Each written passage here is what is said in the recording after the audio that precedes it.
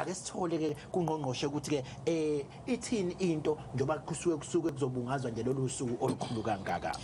Asibonge Ntokozo, ngicabanga ukuthi okufuna sikusho nje noma sivumelane ngakho nomphakathi ukuthi usuku lukamhla ka1 kuDisemba unyaka nonyaka usuku lapho esikhumbula bonke abadlula emhlabeni ngenxa yegciwane le-HIV noma yesifo se-AIDS.